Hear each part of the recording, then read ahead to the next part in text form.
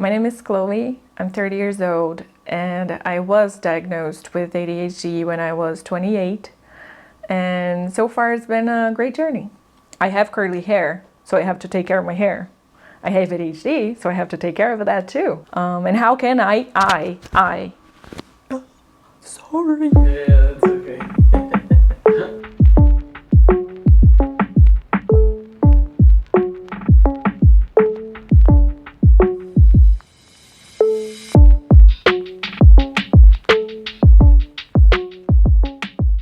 I'm the youngest of 3 siblings, and the thing I always heard from my mother and my father is that I was always different from them. My brother and sister, they were always calm and chill and really low maintenance, and I was the complete opposite of that. So I would talk all the time and I would be singing, and when I would not be singing I would be dancing and I would be making shows for everyone to see. And in school that was really bad too, because I could never sit quiet for more than, I don't know, 5 minutes. So my mother would be constantly called into school. We go back to the idea that ADHD is a neurodevelopmental disorder. So neuro meaning it's brain-based and that it occurs in a developmental context. So people who are struggling based on what we would expect of their developmental age or stage are going to be diagnosed with ADHD. So for example, the frontal lobe here is the center of our brain that controls a lot of how we regulate ourselves, how we regulate our attention, how when we know we need to focus on this in front of us, we drown out this here, or the idea or impulse that we want to do something else. It's about how we regulate our emotions and our reactions to things. It's how we regulate our impulses to, I have this idea, I have this, I want to do this and this, but I didn't finish this.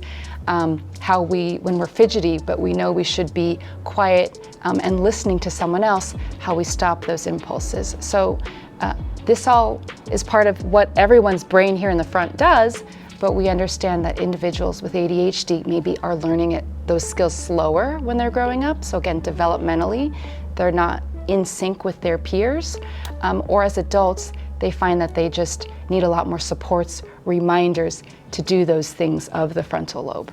The hyperfocus is something that's bizarre about me. Like, I can, if I am seated, I built this quite comfortable office for me to work from home, but I can work for 30 minutes tops without being distracted. But if I go to a cafeteria and there's a bunch of noise and everything going around me, I can sit for my record is probably the one time that I sat still for 6 hours and did nothing else but writing. So the hyperfocus for me is really significant, and that's something that I know that it does not come from my personality. There's 7 different subtypes of ADHD, and a lot of people don't realize this. There's what we call your typical ADHD, attention deficit hyperactivity disorder. Then there's the temporal lobe ADHD, there's anxiety-ridden ADHD, there's ring of fire ADHD, and so there's a wide variety of different subtypes. And once you can figure out your subtypes, then you can figure out a better treatment plan of what kind of treatment do we want. Being so into my own self-discovery process and being on therapy for so long and writing about myself and what I'm feeling for so long, I did develop the ability to perceive what I'm feeling. So if I'm feeling down, I will even tell even my siblings or my husband, I'm like, I don't want to know. If there's something bad going on in your life, I'm really sorry. If you need money, ask.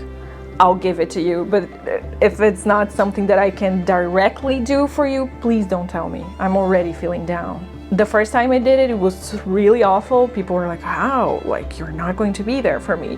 But then they got the gist of it and they understood. And nowadays it's easier, but that's something I do too. If I'm in my high spirits, then it's fine. You can tell me anything. It will bother me, but it will not bother me as much.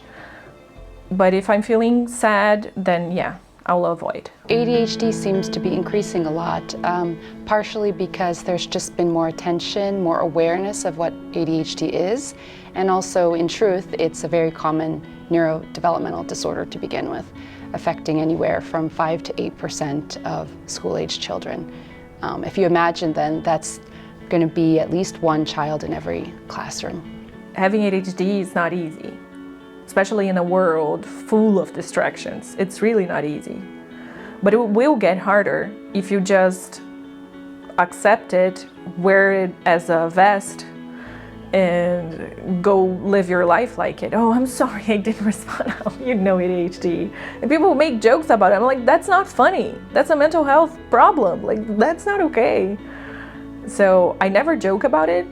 I try not to. People often think that people with ADHD don't want to get tasks done if it's not rewarding. And kids, yes, you know. For adults, I think it's just, again, training them to do one step at a time and helping them to have little rewards along the way. So it's creating quick dopamine dumps throughout the day. So I tell people, I'm like, create your list.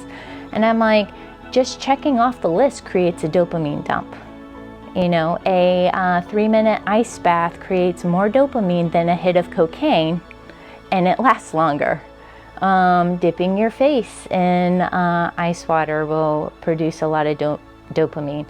There's dopamine-inducing foods. Exercise produces a lot of dopamine. So I think there's a lot of things that people can do if they're willing to do their research, but a lot of people just want a quick fix, take the pill and be done with it, and they don't realize that the side effects of these pills can be immense. It's not just the magnitude of the reward itself, it's also how quickly can I get it. So if it's not immediately there, then I'll procrastinate. So and my gateway is usually, because I know that different people, different gateways, but to me it's usually maybe binge watching something on Netflix, or I actually, which is kind of bizarre but or counterintuitive, but I read a lot when I'm procrastinating. But I will read other stuff, like I can read 3 or 4 novels a week sometimes when I'm procrastinating. Well, there's a brain wave theory to ADHD. In our brain, we've got different waves, and you can think of them like ocean waves. You've got alpha, beta, theta, and delta. Alpha and beta is kind of what we're in now, and they fire very rapidly. Beta fires a little faster than alpha. Theta is like your pre-sleep, so like right before you go to fall asleep, you start getting these weird lucid dreams, and your brain waves start slowing down. And delta, you're out cold asleep. It's like a lull. And so the theory goes that somebody who has ADHD exists at a theta level, and so they have to hyperact. They have to go in their imagination world because their brain's trying to go to sleep, and so they have to get themselves up to an alpha or beta level. And so this is why the stimulants work, is because it pops their brain up to alpha and beta, and then they can calm down and focus. I avoided TikTok for 4 years. I don't know how long it's been there, but I only got into it this year. And it's so hard to stop. The way our brains are wired, we're always and constantly looking for instant rewards. And that's for typical human beings as well, but with ADHD it's even worse. The combination of always looking for instant rewards and hyperfocus, it's really dangerous with social media. And that's not only for TikTok. That's for Twitter, that's for Instagram, Facebook. And we know that our world is a rapidly evolving one that is increasing demands, especially in countries like the United States. So we always have to be mindful of, again, what we're pathologizing, what we're expecting out of natural human behavior, and again, what should a 7th grader typically be focusing on, what should a high schooler typically be focusing on, and what level should they be performing at. I think that having the difficulty with the maintenance of basic relationships is something too. Sometimes you're lonely because you are lonely, because you made yourself lonely. Like, how long has it been since you texted your, I don't know, your friend, your best friend? How long has it been since you called your grandma? I can go 6 months without talking to Mai and not even realizing it. And I love her to death. I would do anything for her, anything. I admire her so much. I talk about her, I don't know, once a week. Perceiving that I have this problem, understanding that I have a reminder on my phone at literally once a week, call grandma. And once a week I have a call a friend. And once a week I have a text back. And like, it's the things I have to do. And even if it's there, even if the reminder pops up, I'm sometimes like, yeah, not now. Even if I know I should. And for my intimate relationship, I'm married. And something that I really perceive is that when we're arguing, I need to get it, to get the answers fast. I need to have the problem solved fast. So if he's taking too long to think about an answer, I'm like, let's go. So, and that's really bad because, I mean, no one wants that. So if you're wondering if you have ADHD through what you're reading online, it's great that you're seeking information about understanding yourselves, or that you're identifying a problem in your life perhaps that you'd like to improve. The best thing to do is to try to find a qualified mental health professional to help you evaluate whether you have it or not.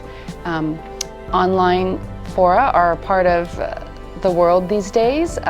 We just always have to be careful with what kind of information we're getting.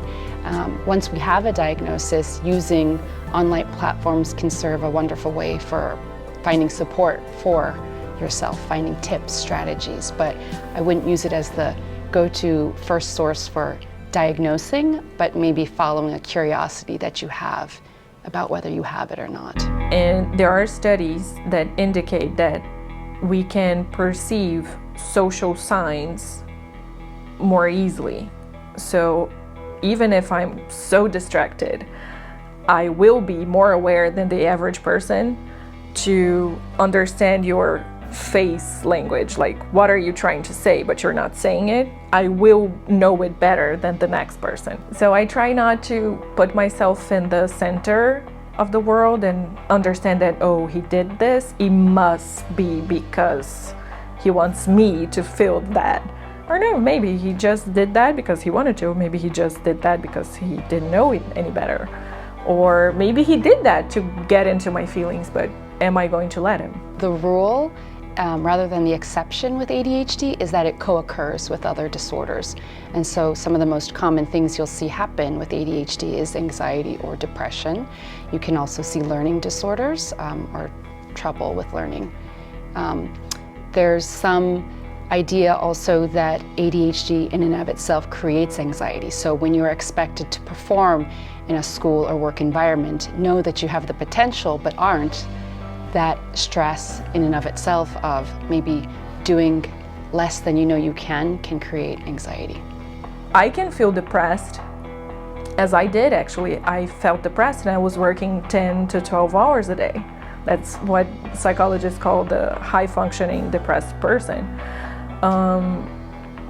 And when I would tell people, oh, I'm depressed right now, I'm feeling down, and wow, you're working, or you have your makeup on, you're not in bed, what's happening? It was not the whole of me. There was so much more going on. If I had used my depression diagnosis or my ADHD diagnosis as an excuse, I would probably be still there. I would still be taking 2 medications a day. I would still be in bed for most of the day. I don't like to use it as an excuse. I try to, even if I'm thinking it, I try to say it in a different way. Like if I hadn't responded a friend in 2 weeks, I'm not going to say, you know, us ADHD people, how we get, like, I forgot. I'm like, I'm so sorry. I haven't texted you back. It's my bad, I'm working on it. Focus on, I'm working on it. And that goes for anything. So for anything, literally, like if I have a problem on setting boundaries, I'll have to work on it. I understand that I have this problem, but I had to work on it. When or while you're using it as an excuse, you're not working on it. You're just making it control your life. You're letting it control your life. And you're the one that's supposed to be controlling your life, not the ADHD or whatever it is that you have. But I think the treatments for ADHD are some very hands-on stuff. They deal with a lot of executive functioning issues, which is frontal lobe up here, which means they're going to have a hard time organizing and a hard time sequencing. So writing things down, keeping a planner, and keeping a planner in a way that's meaningful to them.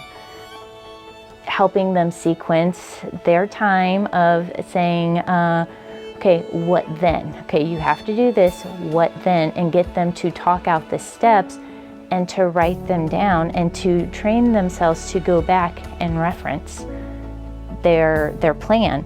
Another thing that I tell a lot of my clients to do, and this sounds so simple, but it actually works, is don't take your shoes off when you get home. If you got a lot of things that you need to get done, leave your shoes on, because as soon as your shoes are off, it triggers your brain that you're done for the day and you want to be done. And so leave your shoes on to get your task completed. And it's so simple. And most people who follow this actually are like, oh my gosh, it works. Who you are. And ADHD it's only a fraction of that. Just understand what you are good at. Ignore the ADHD part of it. What are you good at? And where can you put yourself? What places can you put yourself that will make you thrive or that will allow you to flourish? There are cognitive behavioral therapy skills throughout God's Word. So one of the key factors of cognitive behavioral therapy, and a huge skill for people to learn, is how to reframe your thoughts. Now, often people know that and like, oh, you know, I try to do positive thinking. But it's not, the goal is not positive thinking, the goal is truthful thinking. And the Bible talks about that. Philippians 4:8 says, whatsoever things are true. And then it goes on to say things that are helpful and positive. It talks about keep every thought captive. It's this idea of you take every thought and you start reframing it, right? And keep it captive to Christ, because Christ is the author of truth. It talks about be transformed how? By the renewing of your mind. So for those coming from a faith perspective, I would just encourage people, start reading the Bible. When I first got my diagnosis, I was like, okay, that's me. So trying to be out of it is pointless. There's no cure. So now I try to see it as part of me, like are my eyes or my hair. I have to tend my hair. I don't have straight hair, so I do have to do some things differently than other women do, or I don't know. So it's a part of me. How can I take care of myself so that I can live the most fulfilling life I can? Having the ADHD. I already have it. Okay, next, what can I do with it?